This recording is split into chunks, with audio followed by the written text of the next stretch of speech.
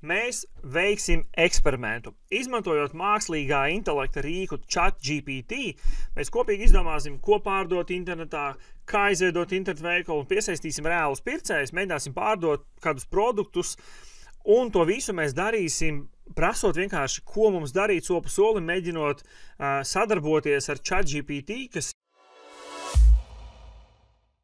ir reāli spēcīgākais un populārākais mākslīgā intelekta tāds rīks, savu veidu chatbots, kur tu vari uzdot jautājumus un atpakaļ saņemt atbildes. Kādēļ es šādu eksperimentu gribu veikt? Es pats esmu SEO optimizācijas un e-komercijas speciālists ar vairāk kā 15 gadu pieredzi nozarē. Un daudz tehnoloģijas un risinājumi ir mainījušies, bet dienas beigās vienmēr uzņēmēji kaut kādā posmā nāk pie šiem speciālistiem un prasa palīdzību. Tas, kas ir mūsdienās interesanti, ka uzrodies arvien attīstās straujāk šis mākslīgais intelekts, un, protams, visi zina šo ChatGPT rīku, kur vari uzdot dažādus jautājumus un saņemt atbildes. Un man pašam interesanti liekas, es esmu to rīku strādājis, eksperimentējis, ar ikdienā mēs izmantojam dažādās situācijās, bet man ir interesanti, jo es darbojoties ar viņu, es redzēju tās atbildes, un es kā speciālists skatos no savas perspektīvas, ka jā, ir lietas, kur viņš palīdz, ir lietas, kur viņš ir noderīgs, ir lietas, kur viņš pilnīgi aplamas atbildes dod, bet joprojām tādā virspusīgā līmenī viņš tomēr dod kaut kādus virzienus, kas palīdz kaut kādas situācijas risināt un dabūt atbildes. Un te es iedomājos, interesanti, kā jaunajam uzņēmējiem, kurš izdomā, varētu uztaisīt internetu veikalu, kā man darīt to, kādus soļus iet, kā vispār rīkoties, tā vietā, lai viņš ietu pie šī e-komercijas vai internetu veikalu izstrādes speciālista, kā būtu, ja viņš ietu pie ChatGPT un soli pa solim uzdot jautājumus un tad risinājumus ieviestu.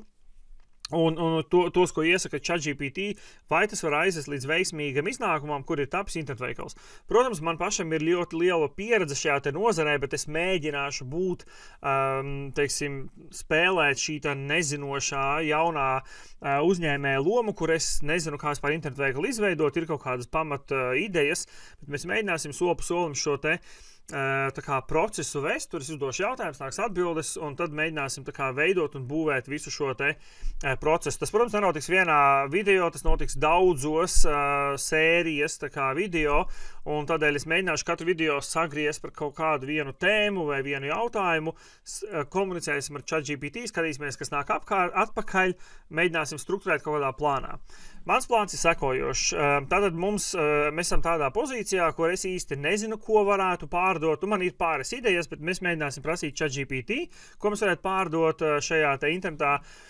Man ir tukšs folderis, no kura es sākšu savu šo te darbu. Un pirmā lieta, ko es noteikti izdarīšu, ir uztaisīsim jaunu, tukšu dokumentu ar domu, ka tas būs mūsu tāds kā plāns, ko mēs soli pa solim virzīsim, lai mēs varētu veikt šo te pārdošanu. Tad izveidosim, sauksim šo par e-komercijas plānu. Tātad e-komercijas plāns. Tā. Un tātad mums ir uzlikt datums, tukša lapa. Tātad, ko mēs gribam darīt? Mēs gribam sākt pārdot kādus produktus vai preces online. Pieņemsim, mēs strādājam algotu darbu. Mēs gribam uzsākt kaut kādu online tirzniecību, lai vai nu paralēli kaut kādus ienākumus iegūtu vai, piemēram, paeksperimentēt varbūt ar citu biznesu vai vispār uzsākt jaunu biznesu. Tad mums ir tāda, tā tukša starta pozīcija. Dodamies uz šo te ChatGPT programmu, es izvēlos jaunāko versiju, pieņemot, ka viņa ir gudrāka, zinošāka. Un vēl viena daļa no eksperimenta, es uzdošu jautājumus latviešu valodā. Tas, ka, protams, angļu valodā bieži vien var būt labākas atbildes, bet es domāju, pamatlietām mums pietiks. Tātad pirmā lieta, ko mēs darīsim, sapratu, tad es esmu pozīcijā, kur es nezinu, ar ko sākt. Es ierakstīšu ChatGPT pirmo jautājumu, ko pārdot internetā. Pastīsimies, kāda būs atbilde.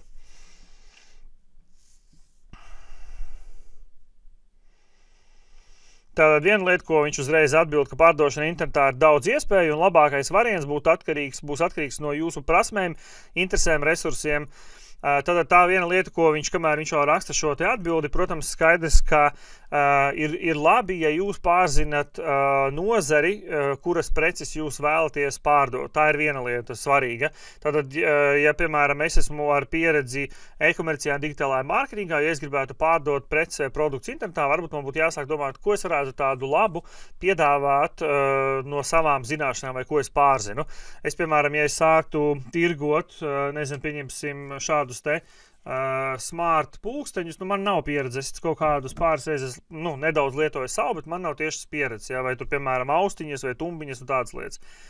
Tādēļ pirmā lieta, kas ir, ko es piekrītu tam, ko saka šis ChatGPT, kad viens ir jūsu pašu tā kā prasmē, varbūt arī jūs kaut ko zinat kā speciālists, tur galdnieks, tur adīt vai tur, būvēt kaut kādas lietas ar rokdarbiem, nodarboties. Otra lieta, protams, kas jums pašam interesē, varbūt jums ir kaut kādas zināšanas, un tad, tieši interešu, pat ja jūs strādājat, piemēram, pa grāmatvedu uzņēmumā, bet jums ir, jūs aizrauja, piemēram, sveču izliešana. Tad varbūt tas arī ir nākamais par resursiem, protams, cik daudz naudas jums vajadzēs. Ja jūs pēkšņi gribat ražot plastikāta logus, jo jums interesē logi, tad jums vajag tur veselu ražotni, un tas varbūt izmaksās daudz dārgāk. Tā ir viena lieta, kur es principā piekrītu tam, ko šis te ChatGPT raksta. Tātad tālāk ir tie varianti, ko viņš mums iedod. Tā pārskatīsim. Tātad pārlasot šīs atbildes mūsu jautājumam, ko pārdot internetā, tātad pāris 8 varianti, roku darbs un amatniecība, tātad ir kaut kādas prasmes jums, ko jūs varat radīt, vai, kā es minēju, tur kaut ko ar galdniecību, varbūt adīt, tur sveces, kaut kādus tur mākslas darbus radīt. Tad otrs variants digitālie produkti, kas ir, protams, dažādas tur elektroniskās grāmatas, kursi, tur nekur mūzikas faili un tā tālāk.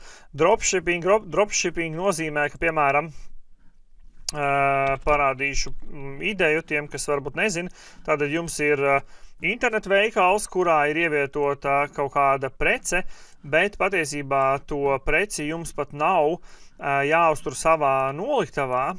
Cilvēks ienāk šajā te lapā, uzspiež pirkt, noformē šo te pasūtījumu, un šis te preces tā kā turētājs, cits uzņēmums, šim te pircējam pa tiešo piegādā. Viņš no internetu veikala saņem visus datus par šo produktu, par piegādi. Viņš piegādā šim te cilvēkam to preci, nozīmē, ka jums nav pat viss tas jāuztur noliktavā, jums pat nav jābūt noliktavai. Tātad tas skaitās dropshippings. Trešā puse tad veids, pārstrādāt vai lietot priekšmetu, tad tirgot kaut kāds lietots priekšmets, un tas īstenībā variants, kas man pašam interesanti lasot, uzrunāja, ka varētu paeksperimentēt, jo tas būtu ļoti vienkārši uztaisīt šo eksperimentālo internetu veikalu, ievietot kaut kādus salasītu, tur laukos kaut kādus priekšmetus, kas varbūt nevienam neinteresē, vai es vienkārši mētājās, es varu pārdot nelielu summu tīri, kā saka, joku pēc. Mācību kursi tiešsaistē, tad semināri online, jūs savas prasmes varat tirgot, virtuālie produkti, dažādi pakalpojumi, tāds kā mājaslapa izstrāde, tur optimizācija, konsultācijas, tulkošanas, dažādas pārtiks delikatešu produkti, mākslas darbi. Tātad šeit ir daži varianti, kas izskatās īstenībā diezgan jēdzīgi, es tā teiktu. No savas prasmes, no savu prasmi viedokļa, es, teiksim, viens puses gribētu iet šos te digitālo produktu ceļu, vai, piemēram, mācības un kursu tiešsaistē digitālo produktu ceļu, bet kas varētu būt mīnus šajā scenārijā? Tas, ka man jāsagatavo vēl šie te faili, fotogrāfijas, tas ir process ražošanai. Lai šis eksperiments ritētu ātrāk, es varētu iet īstenībā to ceļu, ka pārstrādāti vai lietoti priekšmeti, jo tad es varētu eksperimentēt, uzlikt kaut vai neadekvātu zemu cenu, tīri intereses pēc, lai es nodrošinātu šo te preču pārdošanu eksperimentālā kārtībā. Tātad viena lieta, ko mēs esam nolēmuši mūsu plānā, ka mūsu produkts būs produkts, kuru pārdosim, būs pārstrādāti vai lietoti priekšmeti.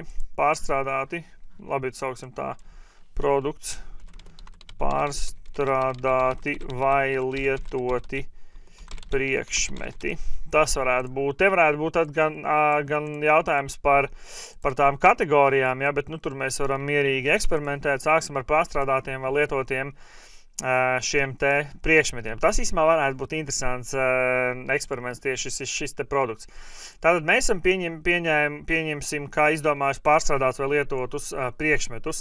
Un te ir interesanta lieta, kas ir svarīga tad, kad jūs komunicējat ar šo te ChatGPT, ir ok uzdot tā kā dziļākus vai padziļinātus jautājumus. Un tas vēl viena lieta, ko es noteikti pieminēšu, ka es neesmu šajā te pozīcijā advancēts lietotājs, es eju kā vienkārši uzņēmējs, jaunais, kuram vispār interesē un nav liela sapratne par šo.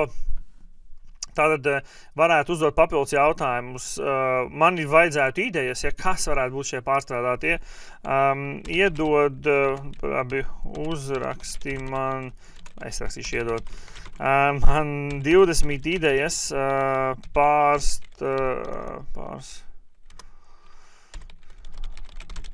vai lietotiem produktiem, priekšmetiem. Rakstam un gaidam, ko viņš mums iedos, kādas idejas, ko mēs varētu tirgot internetu veikalā. Apģērbs, starp citu, man ir kaut kādas drēbes, kuras es vairs nenesāju, kuras ir ok. Atjaunots mēbeles, starp citu jāapskatās mākslas darbi un otrreizējiem materiāliem. Rotaļlietas, starp citu, mums ir daudz dažādas, no kurām varētu šķirties. Es sagaidīju, kamēr viņš uzģenerēja man šos te variantus 20, bet viņš nezinu, kāpēc apstājās pie 19. Un parādījās continue generating. Cerams, ka viņš neģenerēs vairāk kā 20. Nospiežam continue, un viņš turpina ģenerēt. Un interesanti, ka ChatGPT 3.5 versija strādāja ātrāk nekā strādā šī te 4. versija, bet 4. versija ir labākām atbildēm. Tad viņš joprojām drukā, un pabeidz viņš mums drukā. Tad kādi varianti? Vintage apģērbs, tad lietots apģērbs man noteikti ir, atjaunots mēbeles, jāapskatās varbūt kaut kas tāds, no kā var šķirties, mākslas darbi otrreizējiem materiāliem, tos es noteikti neveidošu, pārstrādātas rotaļlietas. Tas ir dekoratīvie spilventiņi no vecām drēbēm, tas jau izskatās pēc kaut kā tāda, kas man ir jātaisa pašam, pārstrādāt papīra izstrādājumi, vintage grāmatas noteikti varētu atrast, pārveidots atjaunotas riepas, to varētu, veco spēļu rotaļlietu atjaunošana, tur, kur rakstīts ir, kad man būtu kaut kas pārstrādāts, ja, kur viņš raksta, es noteikti ar to nenodarbošos. Savā gadījumā es izvēlēšos kaut kādus produktus vai preces, kuras man nav, kurš vienkārši var paņemt un ielikt tirzniecībā. Tātad šajā gadījumā caur šo te procesu es esmu sapratis, ka tātad produkts pārstrādāt vai lietoti priekšmeti. Šajā gadījumā es pat pārdefinēšu viņu precīzāk, kad es ņemšu lietoti priekšmeti būs manas šie te produkti, kurus es pārdošu. Un tātad mēs esam pirmajā solī veiksmīgi izdomājuši, tātad pirmais solis ir, ko pārdot. Kas ir tātad, ko pārdot? Kas ir produkts vai prece, kuru pārdot. Tātad pirmais jautājums mums šajā sarakstā, tātad mēs, ko darīsim, ir lietoti priekšmeti. Tātad tas būs pirmais solis. Tālāk, tātad mēs esam sapratuši, ka pirmā lieta, ko mēs tirgosim, un te es vēl apskatīšos, es vēl padomāšu, pēc tam uztaisīšu sarakstu. Viena no lietām, ko es caur šo te tā kā ierakstīšanu un tam atbildēm esmu sapratis vai sajūtu, ka noteikti ChatGPT var palīdzēt tā kā radīt idejas vai tā kā angliskais vārds brainstormot. Ja? Jo, piemēram, pirms es sāku šo te video rakstīt, domāju, interesanti, par ko es varētu šo eksperimentālo internetu veikalu izveidot. Un man jau likās, tikai man tās domas gāja tajā virzienā uz to, ko es pārzinu šo attiecīgi savām IT nozari, e-komerciju, optimizāciju. Domāju, kā es varētu kaut ko tādu digitālu, lai neiziet no mājas, tirgot preces vai produkts. Bet tad, kad es ierakstu iekšā, man sāk nākt idejas un noteikti šī ChatGPT tā kā uzjundīja vai rāda, palīdz ģenerēt idejas, kurā virzienā doties. Tā kā noteikti tādā veidā mums šis rīks noteikti var palīdzēt. Tālāk mēs esam izdomājuši, kas ir mūsu produkts. Nākamais solis, pirms mēs noslēdzam šo te video, vismaz ieliksim galvenās soļus, tātad kā pārdot produktus internetā.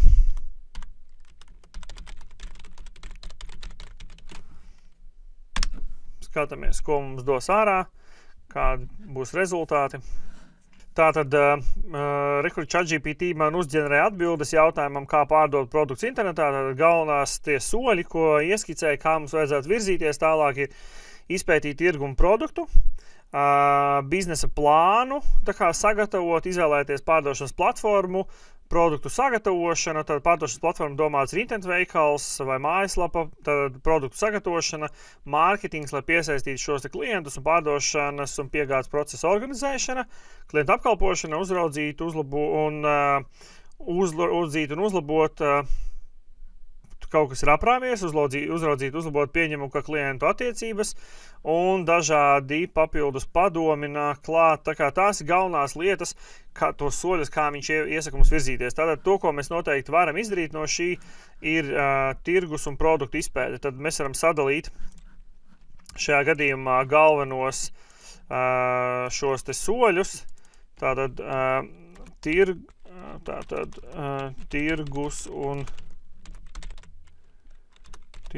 un produktu izpēte. Tātad viens solis, biznesā izplānošana,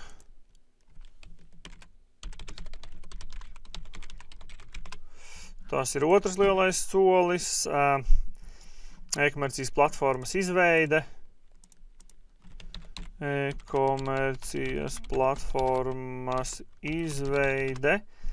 Nākamais lielais solis, tu viņš izvēlēties, bet mēs varēsim pa izveidošanu, produktu sagatavošana.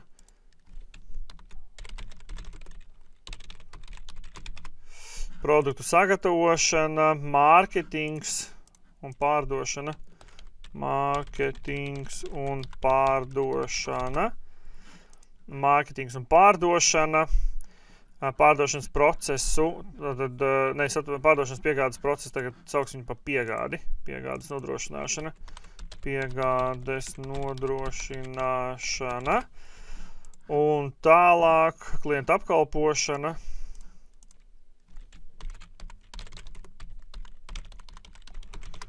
Klientu apkalpošana un sauksim viņu par attiecību uzturēšanu, klientu attiecību uzturēšana. Es viņu neizdarīju 1:1, kā viņš man ieteica, bet es tur veicu tā kā savus tādus labojumus, balstoties tajā, kā man šķiet. Lūk, un tad mēs esam šeit ieskicējuši tos galvenos soļus, caur kuriem mēs soli pa solim virzīsimies un veidosim šo te interneta veikalu un organizēsim šo te produktu pārdošanu internetā. Tas šajā video arī viss. Reku viņš vēl kaut ko gribēja mums pieģenēt papildus, bet es domāju, lielā bildē tas šim video viss. Mēs esam sapratuši, kādu produktu mēs pārdosim internetā. Un nākamajā video mēs virzīsimies vienkārši soli pa solim un skatīsimies, varbūt nedaudz vairāk nodefinēšu tos produktus, izplānosim kaut kādas galvenās lietas tām biznesam, kaut izpēti uztaisīsim, lai saprastu, kas notiek tirgū. Ja jums interesē vai citi jautājumi, droši rakstiet komentāros un tiekamies nākamajā video.